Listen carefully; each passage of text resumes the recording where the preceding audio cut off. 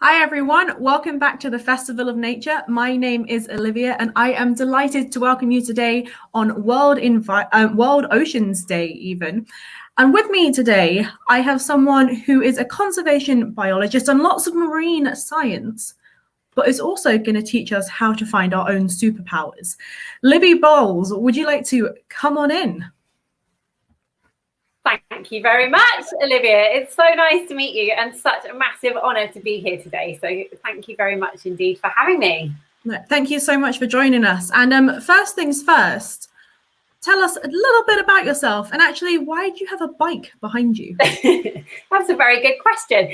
So I have, as you said, spent quite a lot of time underwater. So I spent about 6 years working as a marine conservation biologist, working really, really hard to protect various species of fish and coral and our big kind of iconic species that I'll go into a little further in a moment. But that is weirdly linked to a bicycle made of grass and a homemade superhero outfit. And over the next little while, I'll explain why, because I've also been a primary school teacher for 6 years, and we'll get to see how those two things come together so that we can all help to save the world. I mean, this already sounds very exciting and quite different as well. So I guess I will leave it up to you to take us on a journey through what you have been doing. That's exactly it. Okay, perfect. So I'm going to start off by sharing my screen and I'm going to take you all on a little journey with me. So I want you all to come on a little dive with me, which is pretty exciting. So if, first of all... And we don't have to know how to swim to do this. No, you don't even have to know how to swim. Now, can you all see a black screen? Hopefully. And what I would like you to do is just please close your eyes and come on a journey with me for a moment without needing to swim. So I'd like you to inhale deeply and exhale. Inhale and imagine exhaling bubbles. We're hanging in dusky blue water, cool and alert. Alien-like jelly plankton wriggles and darts around us, flashing rainbow lights and playing tricks with our imagination. A shadow envelops us. There's a feeling like we are being watched.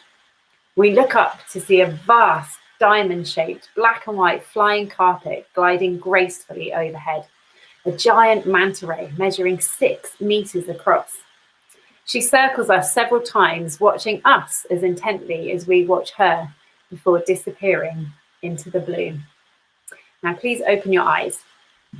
This is what we have been diving with. So a manta ray, and they are the largest living rays on the planet. I am very lucky. I've spent about 3 years studying these animals, but it wasn't exactly what I thought it would be. So although I had amazing underwater experiences with these animals where I felt like we were the only things on the whole planet, unfortunately, a lot of my experiences were untangling these animals from fishing lines, where we had to leave them with these horrible permanent kind of piercings from man-made rubbish that was in the water. And what really started to offend me and really bother me was seeing these animals eating things that we had put into the water. So you can probably see this and probably work out that this turtle is eating a plastic bag. And I started to see things. Libby, I'm just going to stop you there for a second because I think we've had a couple of technical difficulties with the slide. Oh, no. But that is absolutely fine. I'm going to let you continue talking about this not so pleasant topic, but actually something that we all need to be aware of. Yeah, unfortunately, we do. I'm terribly sorry because I couldn't see the comments. They're not coming up. Can you see these pictures now? Not just at the moment. You know, we had this working perfectly beforehand. It always happens when everything goes live. I'll tell you what, I'm going to unplug my second screen. We've practiced this beforehand and it was all working perfectly. But now let's see if we can get it working. Can you see this picture now? We can see the picture. Hooray! Right, Olivia, I don't have access to the chat, I'm afraid. But if you just yell out if you can't see it or anything, if it's not working, that would be really wonderful. So here is big manta ray. They measure up to 8 meters across. So if you look across the room that you're sitting in, it's probably less wide than a manta ray grows. So we had loads of really amazing encounters with these animals, and we were working to try and protect these animals. But what we were finding is we were not just protecting them from humans for fishing or things like that, but we were protecting them from plastics. And I began to feel really bothered by what I was seeing. Here you can see a photo that a friend of mine took while we were on a research dive in Indonesia. And you can see all of this rubbish in the water, and this animal is trying to swim around and feed on plankton, the really tiny stuff in the water. But what it's actually getting big mouthfuls is plastic. And I think you might have to skip to the next picture or play the slideshow because they're not coming through. Are they not? This is super frustrating. I'm so sorry. I'm sure everybody has had experience with presentations and PowerPoints in this weird year that we've had, so it's absolutely fine. Okay, so let's see if we can shift it around like this. Have you got a manta ray now? Have you got picture of a manta in some plastic? Yes, I do indeed. And have we now got I don't like what I'm seeing? Yes. Okay, so I'm going to keep going, and if everything messes up again, please do stop me. So I didn't really like what I was seeing. We don't want to be in the water seeing these animals getting big mouthfuls of plastic, but I didn't really know what to do. And I'm sure we've all felt like that. We don't like seeing litter lying around, and you think, I want to change that, but what can I do? I'm just one person. Well, the biggest thing that we can do is make sure that we're not feeling helpless, is that we need to take action.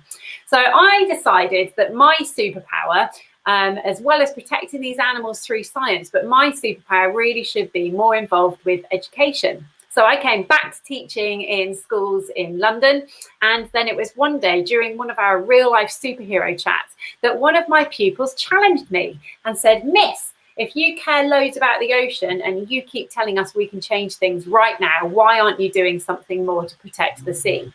So we had a big chat, and my year 5 class came up with the idea of making a bicycle out of grass. So I've got a bamboo bike and cycling it around the world and talking to all kids to make sure that we're buying things that are not using lots of single-use plastic that's going to end up in the sea. Now, can you see a bike frame here, Olivia? Can indeed. That bike is made of grass.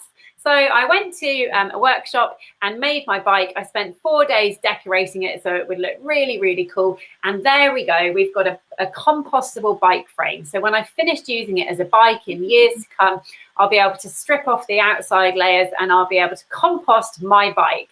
So I'm riding a piece of grass all around the world, talking to kids about the ocean and how we can look after it. And then at the end of its life, then I'll be able to compost most of that frame. So the thing that I really wanted to get across on this bike was that we can make a difference, because it's very easy to feel hopeless when we start to look at the issues that we're facing with the ecological and climate crisis. But as you can see here, I've got we can make a difference. That's written on the forks on the front of my bike just here. And I want to see what happens if I don't give up. Because when we don't give up with things, we find loads of things hard when we're learning. We find writing hard, we find learning an instrument hard, we find learning another language really hard. But if we don't give up, we can achieve so much more than we thought we could. So I thought that was a really great mantra to have written on my bike. So off I set on my bicycle made of grass. So obviously the wheels are not made of grass. There's various metal components on it, but we're making sure we look after those so they last a really, really long time. And off I went. And on my basket here, you can see I've got lots of these little plastic fish, and they're little soy sauce bottles that I had washed up on the beach, and I picked up and used them as part of my bike as I was going round. So off I went to talk in various schools, and then we started to do some beach cleaning. So these are items that we picked up off a beach. This was off a 40-minute beach clean, and I and my little friends found 525 pieces of rubbish on a beach that had initially looked quite clean. So we can see when we start looking at the rubbish that most of it is what we call convenience food and drink related. But actually, none of this stuff is convenient when it's ending up in the ocean and damaging our ocean. Now, our ocean provides over half the oxygen that we breathe. So even if you have no interest in animals in the sea, even if you don't care about the sea, we still all need the sea to be really, really healthy because it provides the oxygen that we're breathing today. So if we start to look at these items here, as I said, most of them are what we call single-use plastic. Now, single-use plastic is crazy. If you were to explain it to a child or an alien or someone who didn't understand it, it wouldn't make any sense. So we take oil, which is a finite resource. We don't have endless amounts of it. We ship it around the world, and during that time, we spill some of it and it damages the oceans and damages the animals there. We make it into something that is so strong it lasts nearly forever, but we're making it into something that's designed to be used one time and then thrown away. Then we transport it around the world a bit more. We spend lots of money shipping it around the world. We might recycle it, but with plastic, it should really be called downcycling. You can't endlessly recycle plastic. You can almost endlessly recycle glass and aluminium, but plastic can only be recycled a few times. It becomes a lesser and lesser quality until actually it's just rubbish. Now, if we think about that whole system, none of that makes sense. That's what we call a linear economy. We're using something and then we throw it away.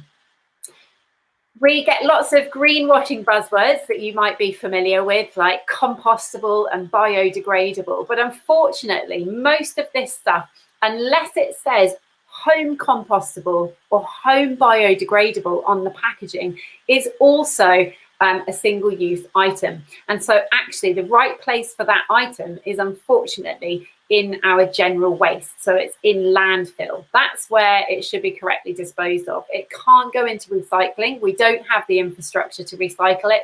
And the compostable stuff, if it's composted in an industrial composter, it needs to be at high temperatures for around 80, 90 days usually for that to break down. So unfortunately, switching one single-use item for another single-use item is not the right approach for this issue.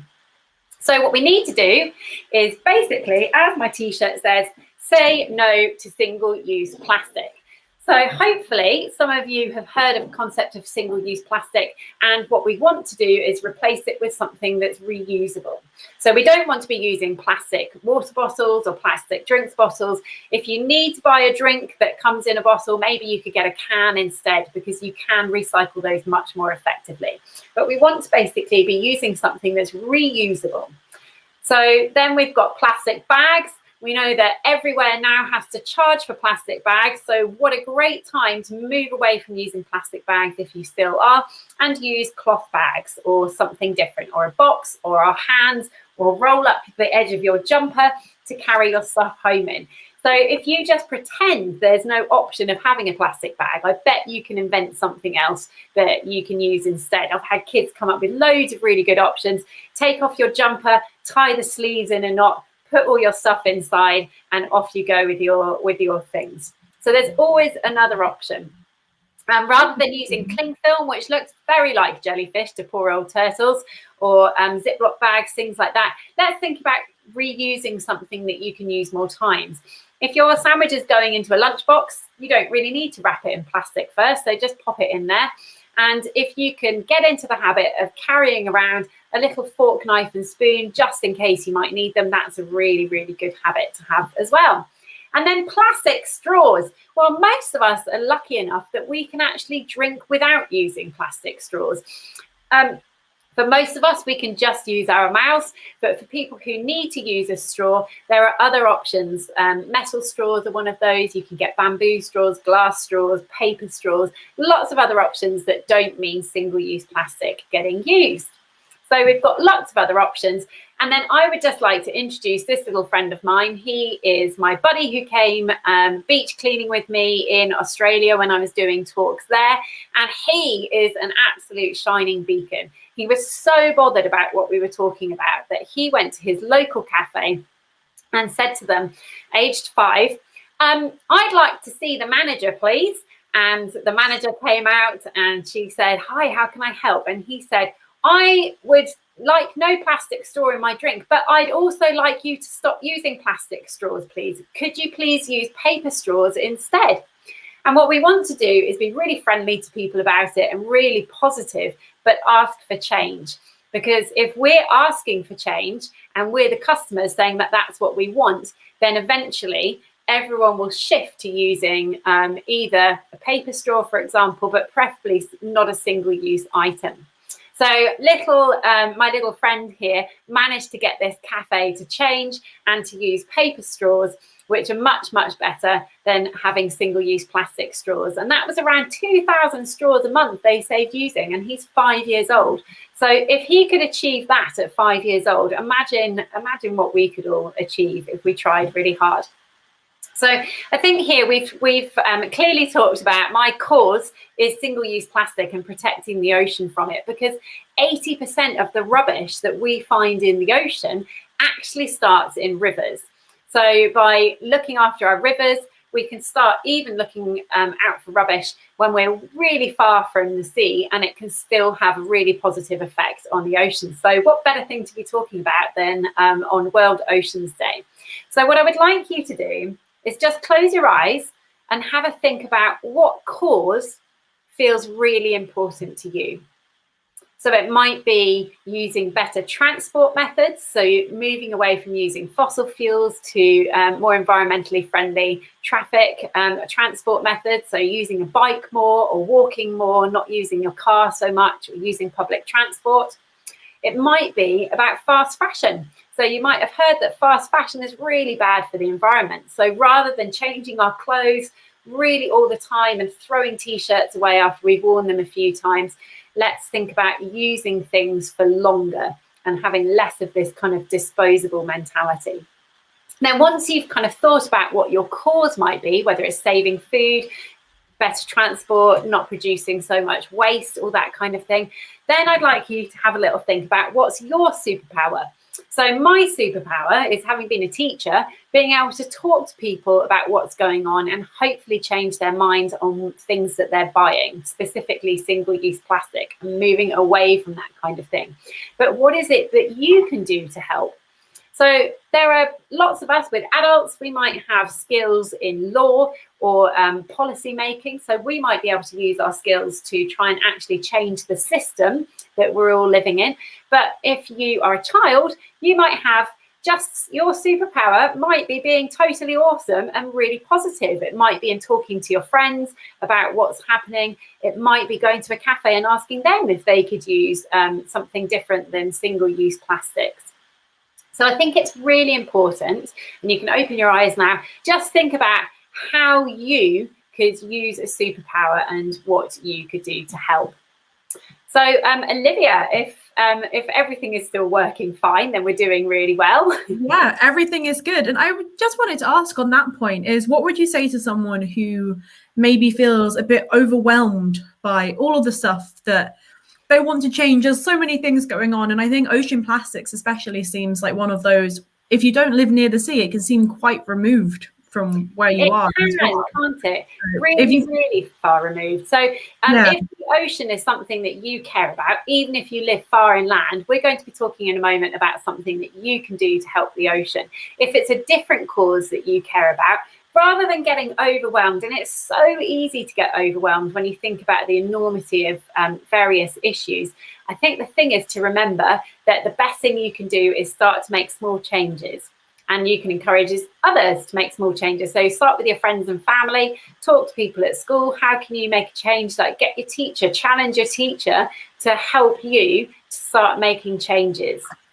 No, I think that's absolutely great advice. And I just wanted to say as well that awesomeness and positivity is not limited to children, as you can clearly see by Libby here as well.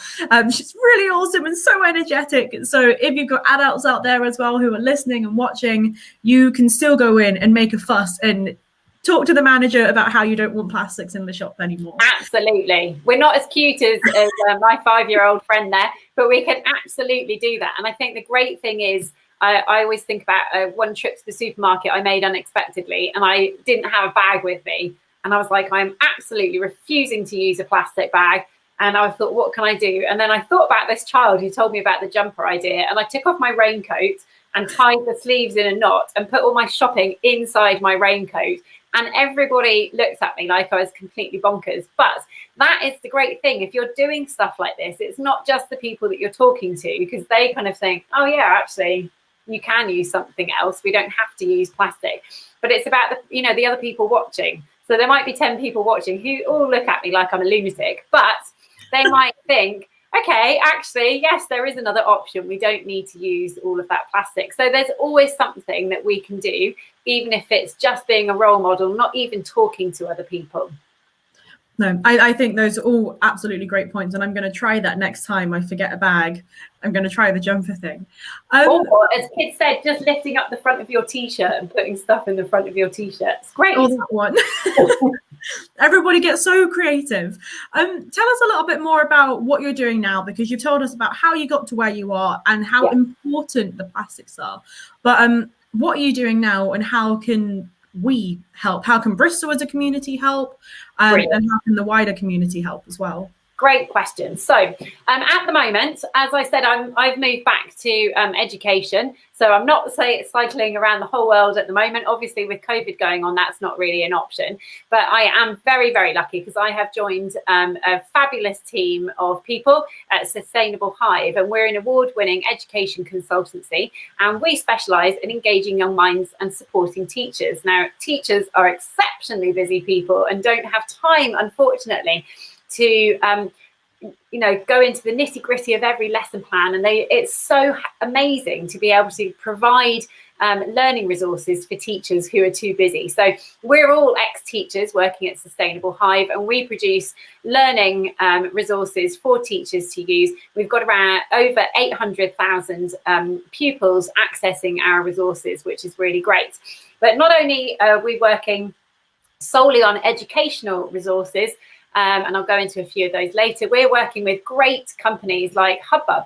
Now, Hubbub are an absolutely brilliant social change organisation, and they basically come up with these amazing campaigns that get us into better habits so that we can take action to be better for the environment and to make all of these habits second nature. So we're very excited. We've worked with them previously on an education programme, and they enjoyed working with us so much, they asked us to be involved with a really exciting project called Treasure Your River.